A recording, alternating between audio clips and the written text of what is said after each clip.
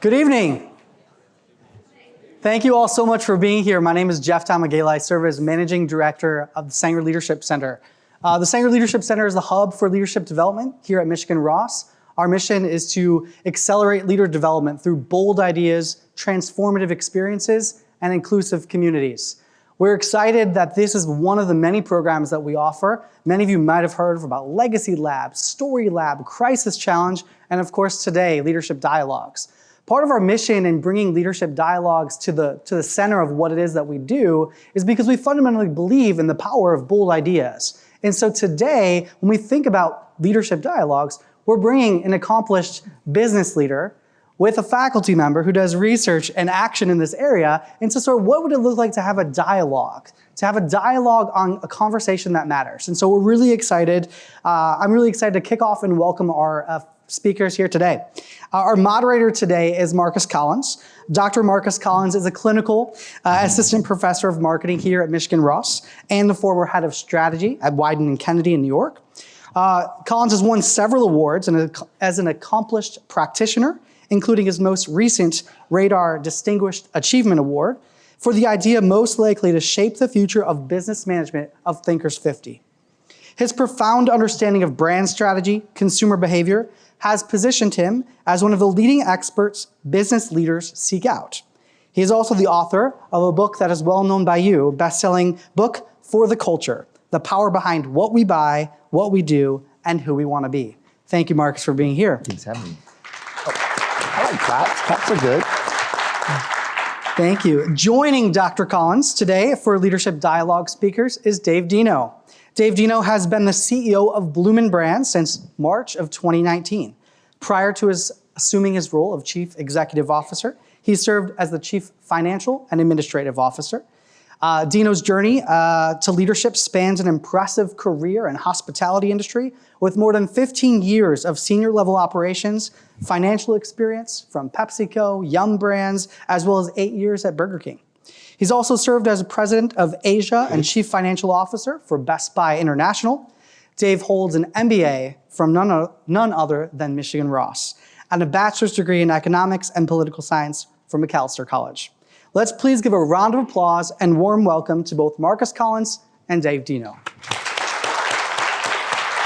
Okay. Let's go. And welcome you all thank you all for being with us. Dave, we have a lot of ground to cover. But first of all, welcome back to Ross. Well, thank you very much. It's great to be back. And I'm telling you, well, I'm so jealous of what you all have here compared to back in my day. This is an amazing, amazing facility. It's just fun to be here and be with the students. A lot has changed since you've been here. Yes. When you walk the campus today, any fond memories come back to you? The two things I always remember are the professors that were here when I was here, and then my classmates. You could talk about the buildings and the stuff and everything, but the people that you are spending time with here are so amazing.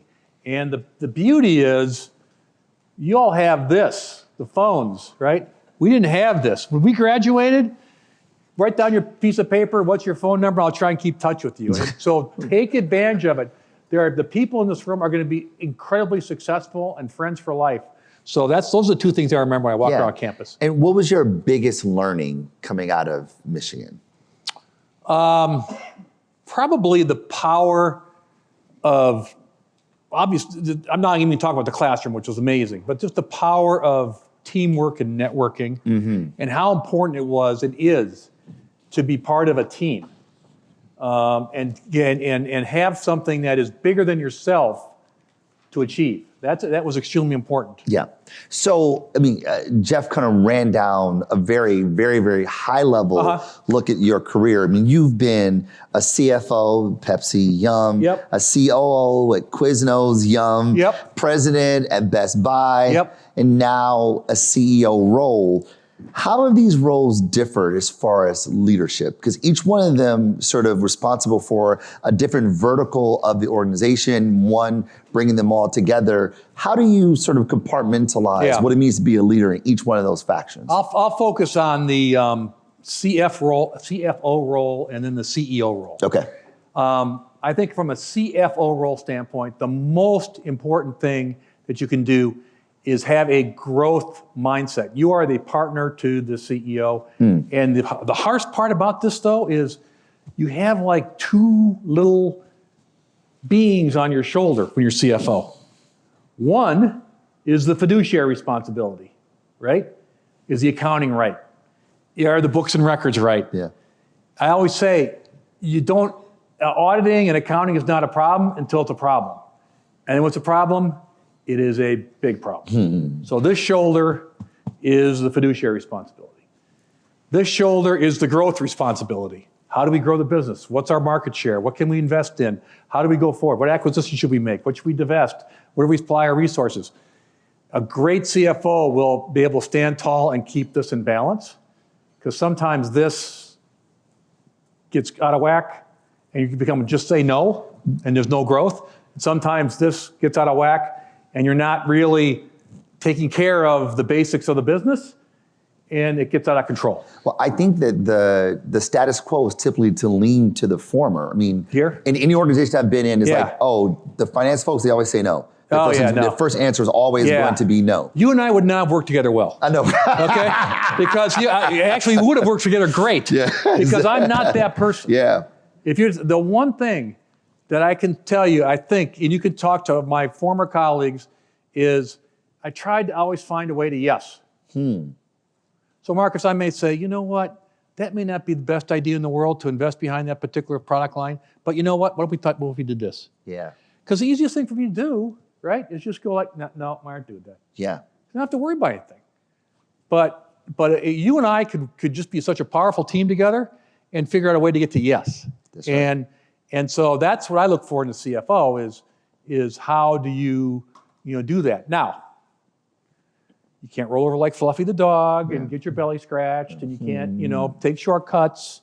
You cannot, you've got to account for things the right way. And you know what's really interesting?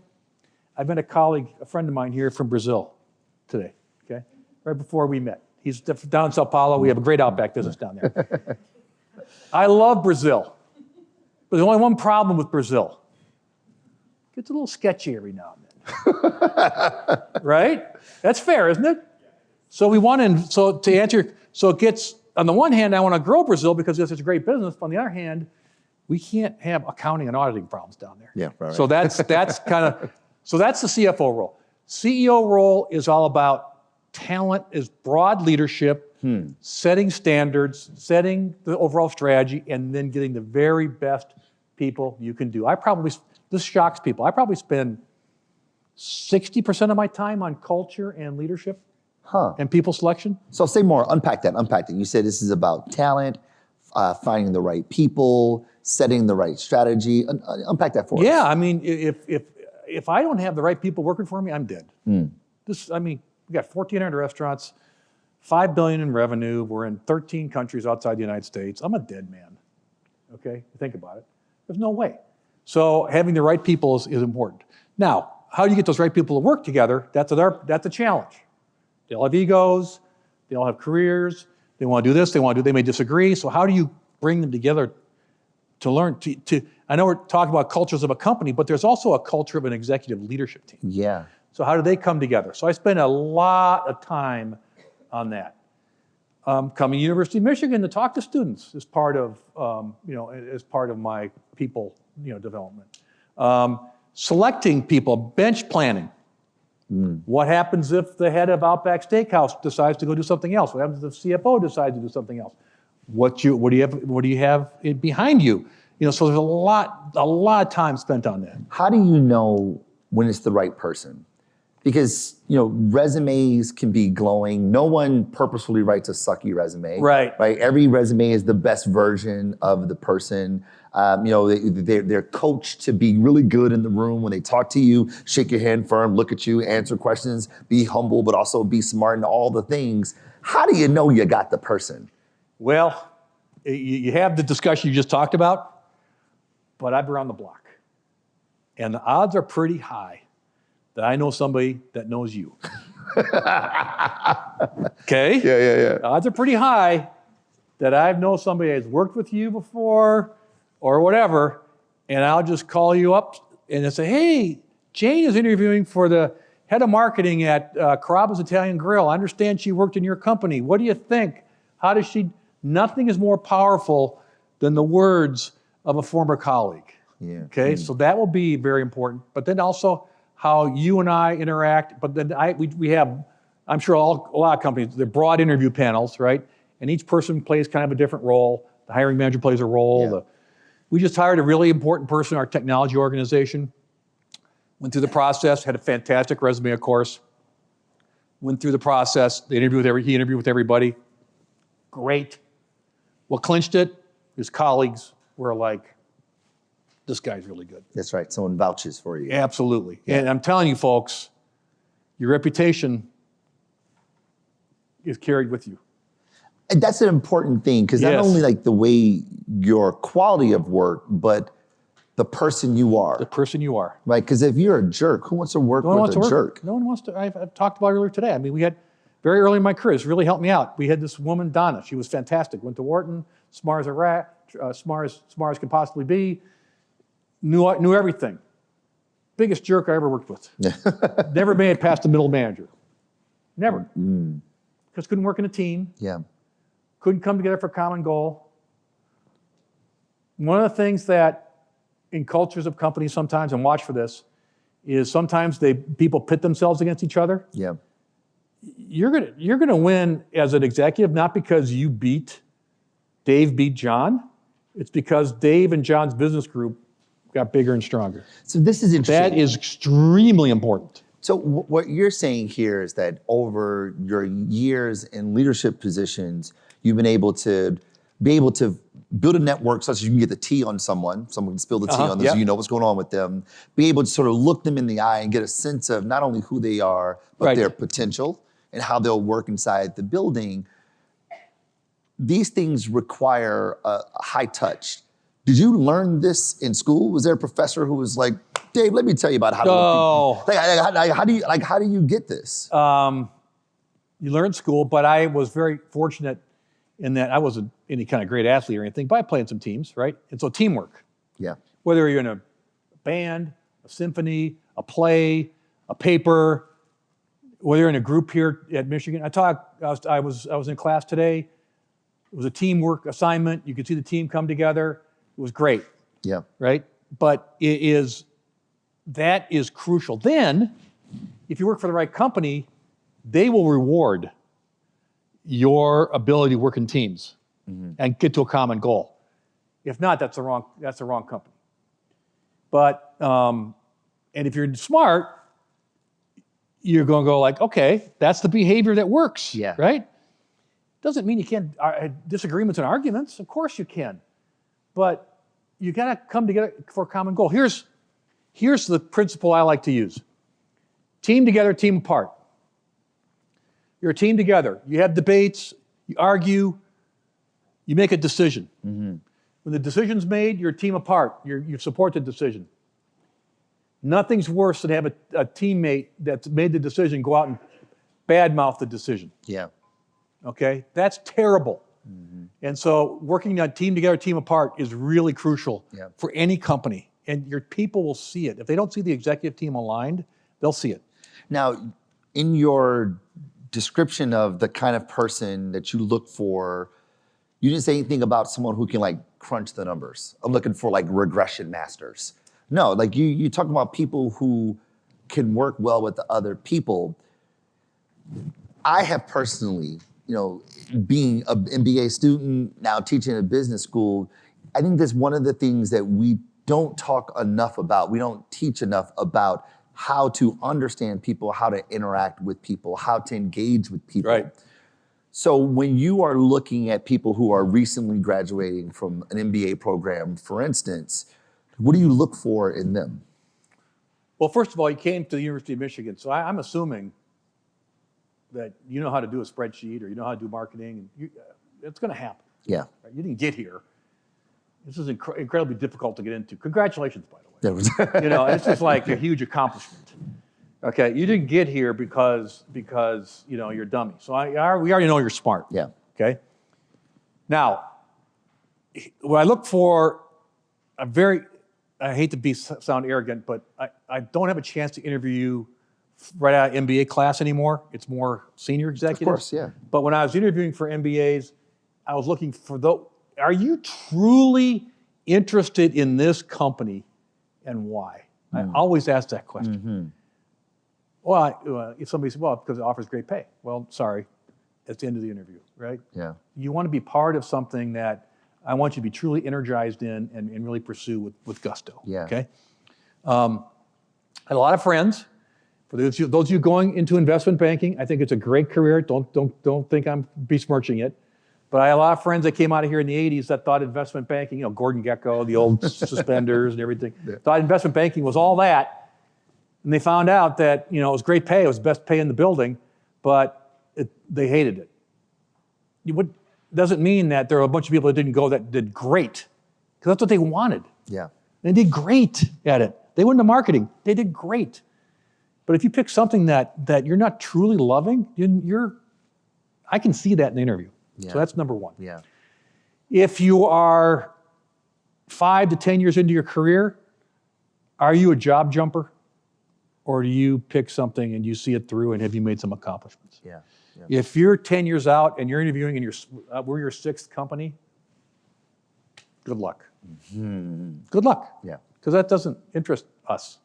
We want you to be somewhere, grow, and make some contributions. Everybody can have a great year.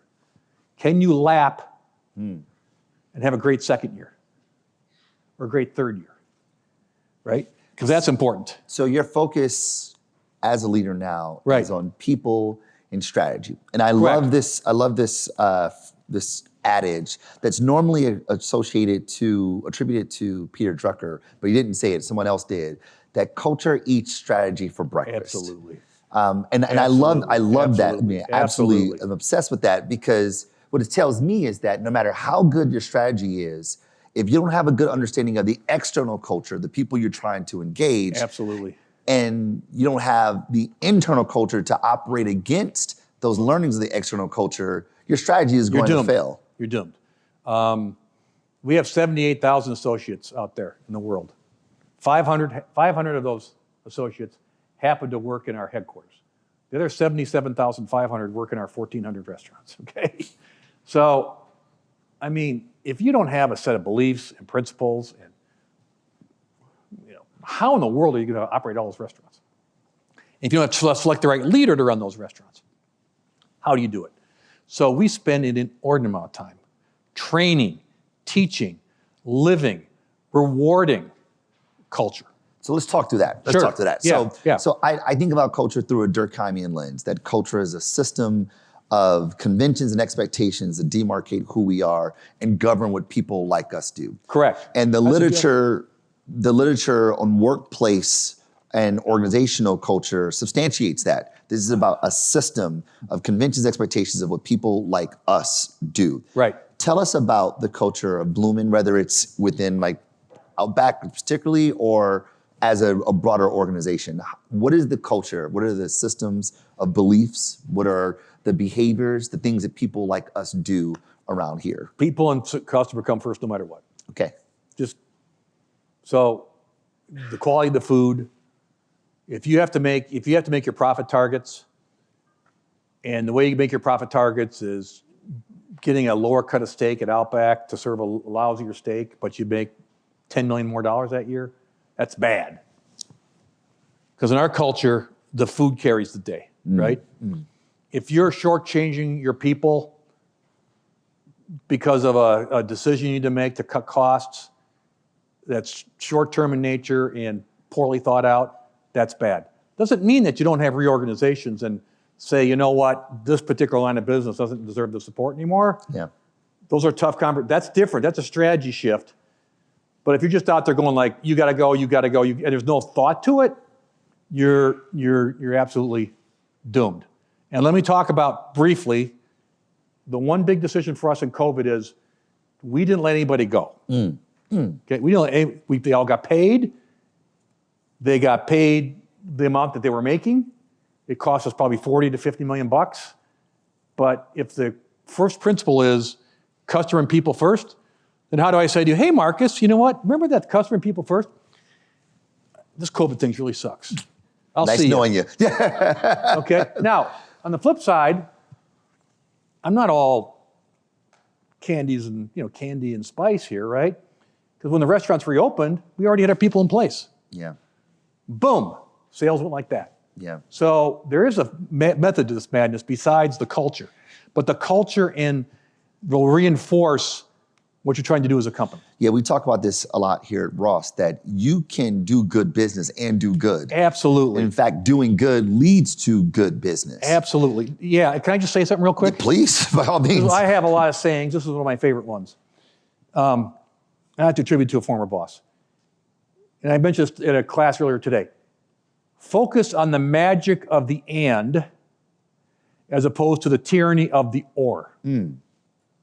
For instance, do you want short-term results or long-term results? I want both. That's right. Does it have to be binary? Yeah, it doesn't have to be binary. So we have a restaurant chain called the Crab's Italian Grill. Great Italian food. But the kitchen looks the same as it looked in 1993. Uses all kinds of excess energy. We're finally getting our act together. We're going to end up with a much more streamlined kitchen. The food's going to be even better. We're going to use far less energy. It's going to help us, and we help the environment. Yeah. Okay, so that's the magic of the end. So walk me through, or walk us through those decisions where COVID happens, things are shutting down, you run restaurants that are going to be shut down. What is the first phone call that's made? What's the conversation that leads to we're going to keep paying our employees even though they're not going to be working? So on day 3, I get sales every morning at 8 o'clock. So every concept, I see it. So by day 3, so if COVID happened on a Wednesday when Tom Hanks said, I'm in Australia, I got sick, and the NBA said we're shutting it down, and they stopped the NCAA tournament, and everybody. By Saturday, our sales were down 75%, okay? So the first call is to the executive team saying, hello, we got a problem. Everybody get their butt in the office at noon, and we met every noon for 3 hours, 4, and just started going through it, okay? That's the first call. Second call is to your board of directors that says, we got a problem. This is what we're gonna do. And then you sit down, and then as a leader, you say to yourself, okay, what are the guiding principles that we're gonna do to get through this crisis? Yeah. Okay? So if you're in a personal crisis or a professional crisis, you don't sit there and think about something that's way off to the side that's meaningless. You think about what are the 2 or 3 things that you need to do to make sure you get through this crisis. And that's very clarifying. So what we said was, we're going to serve great food to our customers and our employees are going to be safe. Anything else that had to do with anything other than that, marketing, landlords, forget it. Yeah. What did the CFO say? He said, I'm right there with you. Huh. He said, I'm right there with you. So I think, to me, this is the exemplar of what it means for a company culture to be more than just platitudes on the wall, but to be something, an operating system that governs what we do. Correct. And that when it's inconvenient, I still stick by what we say we believe. Absolutely. Now, you can't be stupid, right? If the COVID had lasted 18 months and we were starting to run out of money and our whole entity was going to shut down, obviously we had to change our mind. Right. But we knew, every day we knew how much cash we had in the bank. Boom, boom, boom, and how long we had, right? And therefore, we made that decision that way. Yeah. So it's extremely important. I can't emphasize enough, whether it's a personal crisis or a professional crisis. What are your 2 or 3 things you're really going to focus on? And then everything else should be stripped away.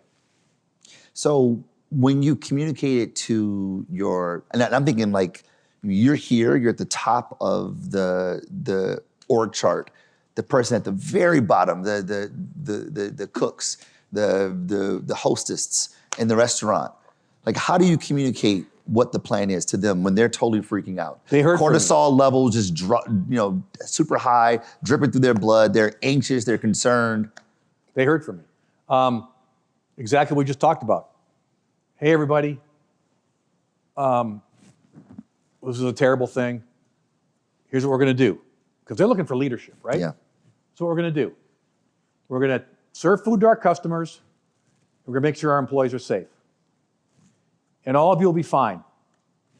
You can go home to your families and tell them that they're going to be paid. Those are the three messages. And at the very end, I finished every single letter I wrote to the company. We got this. Because they wanted a sense of confidence that we're going to be okay. And then I figured that along working with our executive team, we started at least twice weekly communications from me. And they had nothing to do with business. It had to do with me personally, what I've learned, life lessons, family lessons.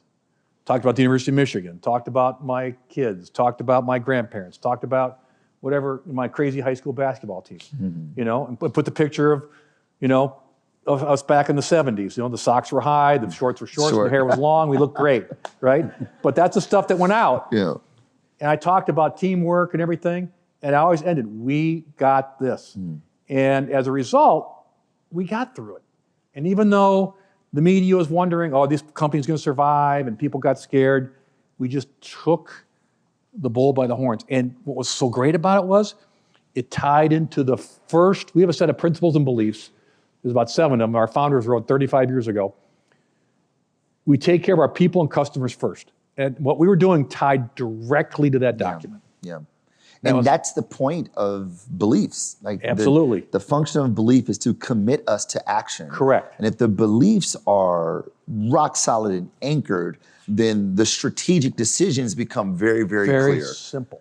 Right. It's like strategy is the byproduct of culture. It's very simple. And we could have the best damn strategy in the whole world, but if those 78,000 employees don't believe in you, and there's confusion and stuff, then who cares? You're doomed. That's right. So when there's settings like this and we have distinguished leaders like yourself to talk about your career and your brilliance, we tend to disproportionately focus on the successes. Oh, yeah. Let's talk about some failures. Oh, I have some good ones. Tell us about a failure. We've got some good ones. When either you fell down, whether you fell short of your ambitions or the culture of the organization. Yeah. Talk to us. So there are 2 main themes to my failures. The decision was made too fast, and I played hero ball and tried to do it by myself. Okay? That was the failures. Bad investment decisions. Let's invest. I was in private equity. Let's invest behind this particular line of business. I won't talk about it, but I can't really. Name names. No, I can't do that. so let's invest behind. Terrible failure. Why? We didn't spend time to do the due diligence and figure it out and really, do it.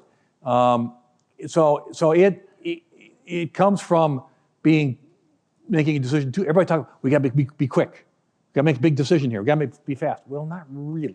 You got to know what you're doing. Can I jump on that for a moment? Yeah. Because I think that in business, whether it's in business school or in the actual practice, there is a sense of value that's given to people who come up to answers quickly. Yeah. People who are really, really fast. Like the faster you are, you go, wow, you must be really good.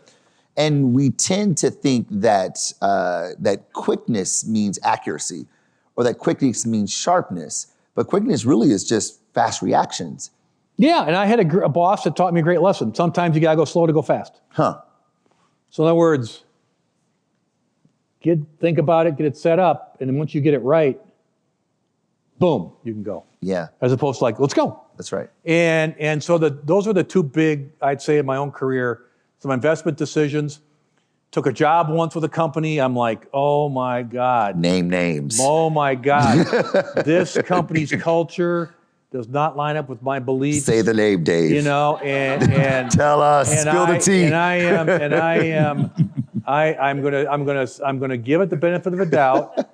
I'm gonna be here a while. I was there for a few years. Got to see it through. But there were some events that got to a point where I was like, this ain't me. I'm just not who I stand for, and I got to move on. What does it rhyme with? You don't have to tell us. What does it rhyme with? Right. It rhymes with. Okay, so you're not infallible, right? Yeah, I mean, come on. You're going to make mistakes, everybody, and don't be too hard on yourself. Yeah. So When you think about your career, I mean, again, we could spend hours talking about every step along the way. What are you most proud of in your career? When you look back, you look back at the jerseys on this hanging from the bleachers. Or you look back and go, coaching tree. What do I mean by that? I know it's an athletic term, but it's who worked for me that went on to better and bigger things than even what I did. I am blessed with an unbelievable group of people I've worked with. Yeah. That have gone and do fantastic things.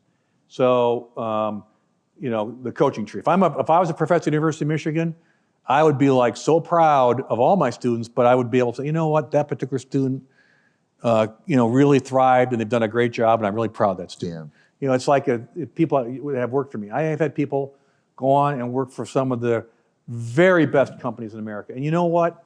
There comes a point in time when an opportunity comes up. I remember a guy, he was my controller at Yum Brands when I was CFO. He came to me, he said, Dave, I love you, you're great. You're a fantastic guy, but I just got called by Disney to be the controller of Disney. I'm like, Brent, good luck. Go get him. He's still there 20 years later, right? It's just, sometimes you just gotta, agree, and just any number of companies. You name Nike, Levi's, Yum Brands, CEOs, CFOs, just that's my biggest pride. I think about it as I call it my Phil Jackson years. Yes. That absolutely. I've had success as a player, right? He won 2 chips as a player, and proud of that. But the thing I'm most proud of, or I feel like your legacy is going to be, is in your ability to coach people to be the best versions of themselves. Right, and that if you can put 10 leaders into the world that have the values that are right, then you've just done 10 great things. Yeah. Right, and pass that along. So with the tens of thousands of people who work in your organization, like how are you ensuring that the values, the beliefs, the ideologies aren't just things that are on the wall like determination or written in a deck, but they are lived, they are breathed within the people in the organization? How are you preaching the gospel? Relentless communication, relentless training. We just had one last week. We take 15 of our key leaders, we do it 5 times a year. 15 of our key leaders, we take them through a full week of expectations, leadership, and everything, and then I spend a lot of time with them. Yeah. And just lay out, this is what we expect, here's what I've learned, case studies, boom, because they're gonna go back and they're gonna lead, they might be the vice president of marketing for Bonefish Grill, they might be the head of the Texas market for Carrabba's, they might be, but they're gonna go back and they're gonna go out and they're going to live those principles. Yeah. Okay? And that's how we do it. And then, of course, videos, training, people selection, constant. And then we say to ourselves, well, wait a minute, that decision, does that really line up with what we're trying to do here? Yeah, that's right. And the decisions get tough when it comes to allocating resources. If we decide to close down a business unit, because we have shareholders, right? And if we're not profitable, I remember we had to close down China. China wasn't working for us. Does that really correspond with our principles and beliefs?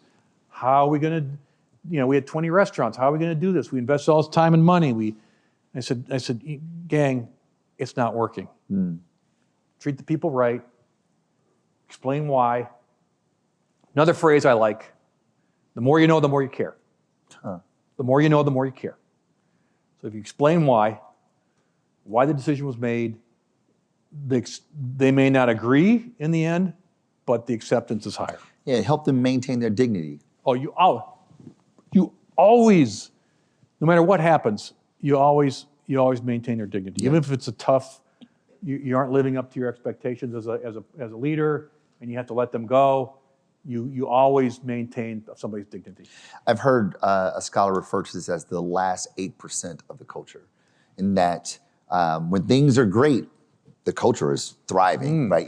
Everyone's living up to the ideals, but it's those the little those small moments where you got to give some bad feedback, or you got to let someone go, or you got to move someone off the business. Something is going to suck. And the question is, do the cultural characteristics live up there? And it's those moments that if you fall down there, the other 92% never matters. So we agreed. We had a person retire from our company here recently, and he's a 32-year employee, started out in the restaurant, became chief operating officer of our company. What a great story, right? And I got some feedback from people and feedback from the board. And he was a large, in what he had done, he had a tremendous coaching tree, and the people underneath him had grown to a point where, frankly, he was done. He was finished. He knew that. I knew that. Could we have saved a few $100,000 by just cutting him loose and letting him go? Yeah. But he had the chance to leave. We had a chance to celebrate him. People watch how that's handled. That's right. Another one. Hey, I want you to go work on a special project. We're going to work on opening something called Outback Express. It's going to be a smaller restaurant. It's going to have this, that, and the other. Didn't work. Do all those people get fired because of that? No. Because guess what? If you do that, no one's going to take a special project.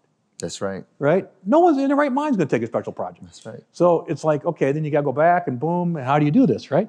I think it's so important that we were talking about culture, but what we're getting at here is that culture is contagious. That while one person experiences a thing, it begins to reverberate within the organization. So if your performance review, you just got blasted, when you come out of there, you're gonna be like, dude, man, that was horrible. So you go, my review's in an hour, now I'm scared. Now I'm gonna get blasted. Exactly, now everyone sort of has this fear, you build a culture of fear. And again, what we know just psychologically, physically, cortisol dripping through your veins is a terrible thing. It's a horrible thing. It breeds anxiety and stress, and no one's working or no one's living up to their full potential or taking risks because risk may be a risky thing for you. Or as the CEO that's doing all that stuff, you're not gonna get the truth. And the truth comes late. And then when it comes late, you can't do anything about it.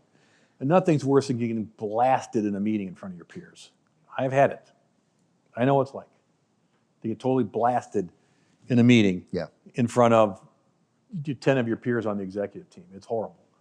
But then what happens? Well, then you're afraid to talk to the CEO, you don't get the bad news, and then it's too late, and now you're screwed. Yeah. So, I mean, look, for me, I think culture is the most important thing. I agree. In humanity, because culture influences everything that we do as social actors, and those things are manifested inside organizations as well. And students who I've had know that all I talk about is culture because of how important it is. But to hear you underscore that, I think is very important because we don't talk enough about culture in business schools.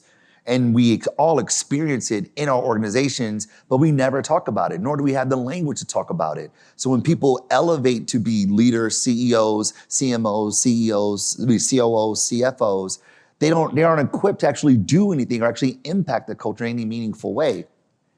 Well, the other thing is, if I look at our students out here, right? A lot of you, within the next 6 weeks or the next year or whenever, are going to go out in the employment world. If you don't understand culture, how in the heck, and what to look for, how in the heck are you going to pick the right company? Dave, I've been trying to tell him. I've been trying to tell him, Dave. I've been trying to tell him. How, right? I mean, well, I'm going to pick the right company. That's the one that pays the most. No, don't do that. Yeah, preach. Okay? Find where are the right leaders. What leaders tie into what you're trying to accomplish as a leader. Do some work. I didn't have this when I was coming out of here. You got this thing and the internet. What do people think about the culture? What's going on? Right. You got to do that. Otherwise, you're going to end up leaving shortly. So I totally agree with you. Not only leaders have to be culture, but the people coming out of this business school have to make the right decision on culture. That's right. All right. So look, I know there are tons of questions out there. I've got one more for you before we open up to the brightest minds in the world. If you ask me, amazing. Yeah. If you could look back to Dave, the MBA student here at Michigan, those short years ago. Yeah, long time ago. What advice would you give that Dave, considering what you know now? So the 26-year-old Dave, 27-year-old Dave, ask for help. not asking for help is a sign of too much pride. Ask for advice. Ask for that reference. Ask for help on a project. Remember what I told you. What are the themes of my personal failures? Made the decision too fast. Did it on your own. And I played hero ball. I didn't ask for help. So now I'm in trouble, right? Because the thing's falling apart and now I really need help, right? And so find people that you trust, either here at Michigan or at the company you're going to go to or whatever, and don't be afraid to lean on them and say, ask for help. And I talked earlier today about this. I am probably you're saying you're a CEO of a company. I'm probably asking for more help now than any time in my career. Any time in my career. Because I learned that lesson. Do you feel it's because you got nothing to prove? No, because I want to try to make the best decision. Okay, I mean, it's like, I mean, come on. Yeah. I'm trying to go through all this stuff. It's hard. Yeah. So, asking for help and asking for things. Not everybody knows everything. Okay, Yeah. I'm not a great marketer, but I'm out there. Okay, trying to learn, trying to get the right people. Boom, bang. So I'm asking for help all the time. Yeah. But earlier if you'd met the Dave when he was 35, oh, I got this. Don't worry. No big deal. We're fine.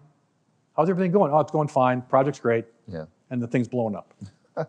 Okay. We talk a lot about positive leadership here, Yes. and that's the frame in which we were here together.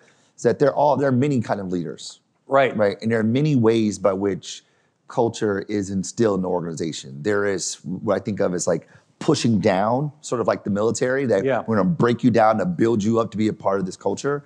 That it is effective, but you also lose a lot of people. There's one where we point out that we find people who are like ourselves and we hire them. That's effective, but small in its nature. But then the other one, which I think is exemplar of how you have led your career and how you're leading Bloomin' Brands at the moment, is pointing up. That this is what we believe. Yeah. This is what we aspire to. These are the ethos. And we invite people to be a part of that.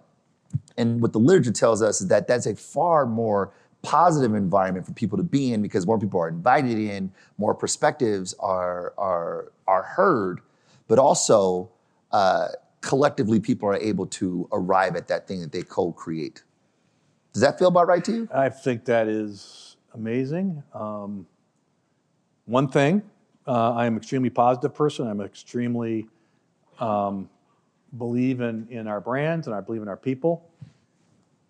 But I have very high expectations. Yeah, as you should. They know it. And frankly, just because I'm that way, I'll let you go if you're not performing. And sometimes I get feedback, well, you're just not tough enough. Well, really? Did you look back and see that I did this decision and this decision and this decision and this, the really tough decisions, right? Well, I'll take them. But at the same time, I'm not going to walk around and be all grouchy and scream. Yeah. Well, good God, you people are Michigan MBAs. Am I really going to scream at you? Or am I going to say, well, then I don't want you. Or am I going to say, look, these are the 4 things you need to get done. Here's another one. Autonomy is an earned right. If you're doing your job, I'll give you room. If you're not, I'm in your face. Yeah. Okay, and then you're gone. So, yes, being positive and setting the right expectations without lowering your standards. That's right. Because if you're going to have the best people and have the best service for your customers, then you've got to have the best people there. Yeah. Okay, let's open up. There are microphones floating out there. If you have questions, because I know you do. Yep, we have our first question here. There we go. Those are the vibes. Good. Hi, thank you so much for speaking today. Yeah. It's been really exciting to hear you talk about the values that organize your company, the values that you personally follow, and just how the decisions you're making are really in line with the values and priorities of the company. One thing I've been really interested in is in Bloomin' Brands political giving. There's a super PAC, which in 2020, the top 10 donations were Republican candidates for the Senate or the House. So I'm just curious in hearing about how those values that those candidates endorse align with Bloomin' Brands values, how you see that, or if you don't. I don't. I shut it down. Our founders formed a PAC back in the day. I shut it down. I don't believe in it. So I agree with you. Boom. I love it.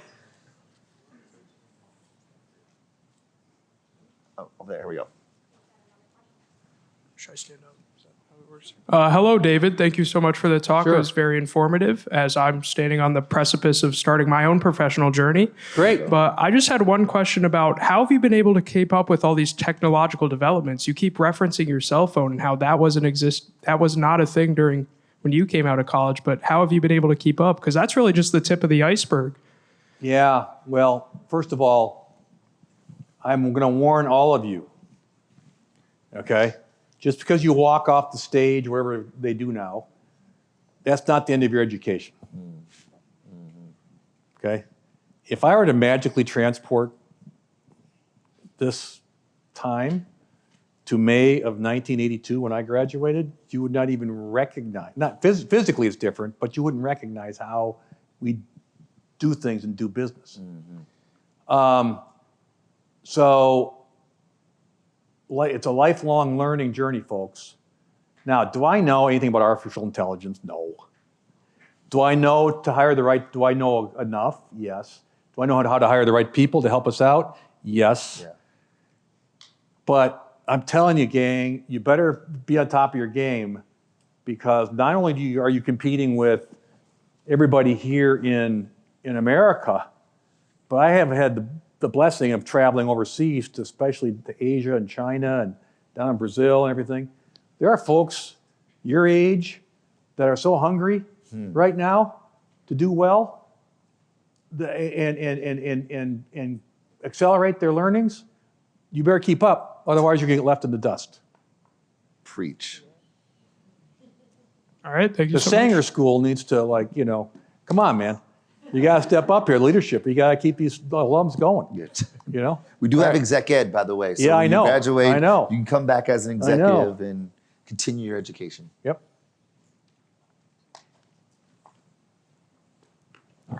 Hello. Hi. I have a question. So I previously worked in hospitality and I'm aware that there's a lot of increasing competition and customer loyalty is getting trickier and trickier. From an Bloomin' Brands perspective, do you have any ways that you've managed to tackle that or advice for other companies or anything like that? Yeah. People always say, well, what's the next marketing idea? Right? Or what are you going to do about this? Or what's the next new concept or whatever? People don't like to work on the hard stuff sometimes. What's tonight's shift going to look like? Are we going to have a great shift and serve great customers food? Right? You know from hospitality, right? Are we living the right culture? So people get all tied up in this whole notion of well, what's the next big idea? So when I was at Pizza Hut and I was running operations, I was running operations for the southeastern part of the United States, and I started down there. And I'd go out and visit the restaurants and stuff, and they'd be like, you know what, our marketing really sucks. We haven't had a good idea for a long time. Oh, really? What's your delivery speed of service? The standard at the time was 85% of the pies had to be there in 30 minutes or less. It was 70%. What was product accuracy? Poor. When you get speed of service up, and you get product accuracy right, and you lead with the right intent, we'll talk about marketing. Yeah. Okay? But that's how we're going to win on the street corner is when you came to Outback Steakhouse or you came to Fleming's Prime Steakhouse or whatever, that is how we win. It's not so much, we have to have good marketing. You know that. Sure. We have to be thoughtful in how we reach our people, but we have to have the right culture and the right operations every day. And you know what people don't talk about? Because it's really hard. It's really hard. And if those of you who worked in a restaurant know how hard it is. But people forget about that. It's easy to talk about the next marketing program. So, All right, we have time for one more question. Make it good. I don't want to have to choose. Hello, thank you Hi. so much for taking the time to come and give us such a great talk. I feel like there's so many good things that we can take away from this session. I wanted to ask, you mentioned how whether you have a personal or a professional crisis, like especially during COVID, how your employees were looking for a leader and for a sense of confidence that everything was going to be okay.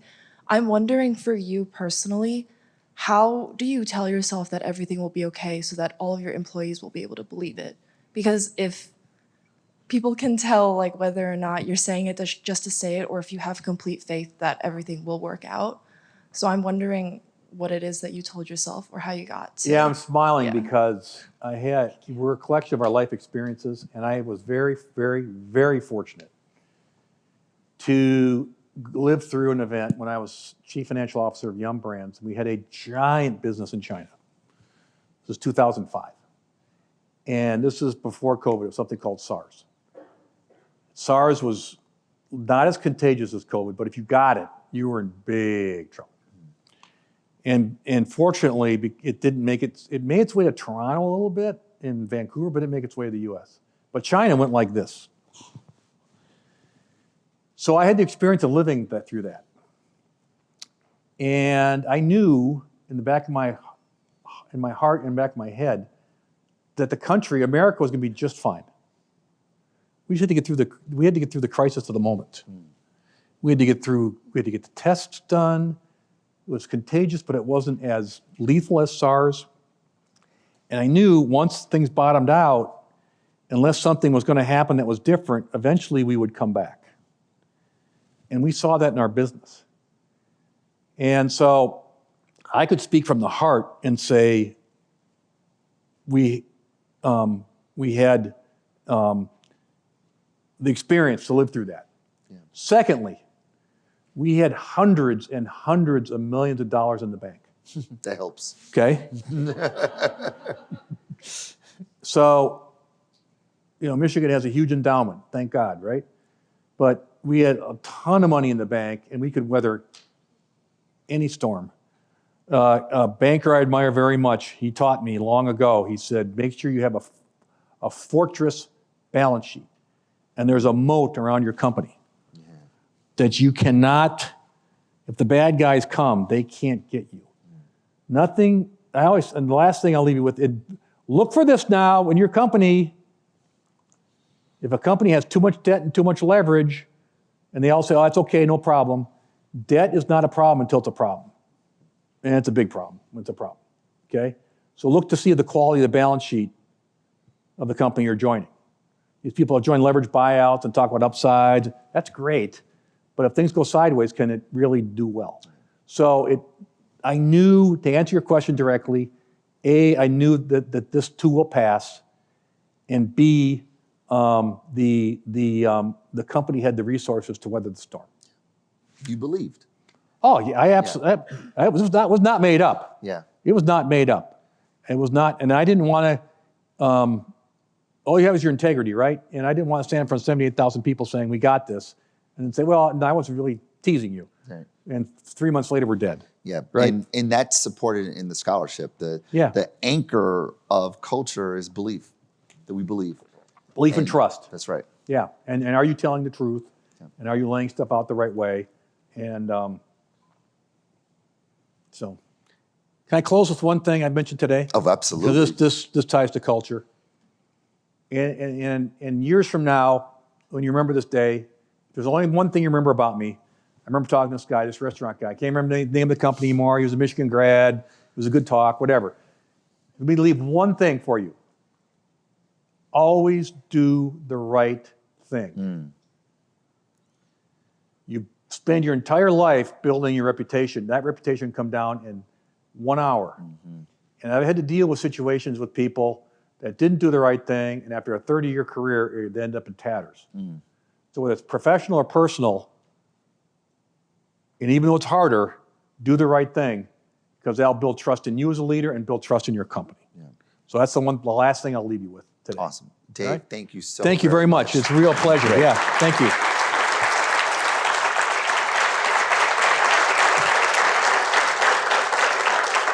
Thank you so much, Marcus, and thank you, Dave, for being and sharing the wisdom that you had both here today. I want to welcome all of you to join us right outside these doors for a reception, which is in part catered by Outback Steakhouse. Special thanks, of course, to a few folks back at Outback Steakhouse who helped make today's catered event possible, including Kurt Camp, Managing Partner, Donnie Thompson, Joint Venture Partner, and Lynn Yaji, Market Vice President. As well, Dr. Collins will also be signing books right over here next to the stage. So we invite you to come up if you've got your book. Please join me one more time in giving a big thank you to both of our speakers. Thank you. Take care.